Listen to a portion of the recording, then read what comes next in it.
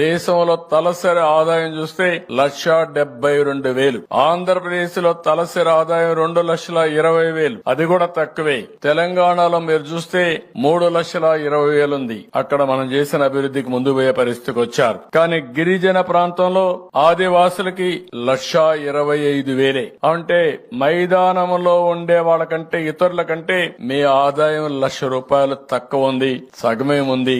ఇది సమంజసం కాదని కూడా మీకు తెలియజేస్తున్నా. దీనిపైన శ్రద్ధ పెడతాం, పేదవాళ్లపైన శ్రద్ధ పెడతాం. అందుకే నేను ఒక మాట అన్నాను, గిరిజనులు పేదరికంలో పుట్టి పేదరికంలో చనిపోతున్నారు.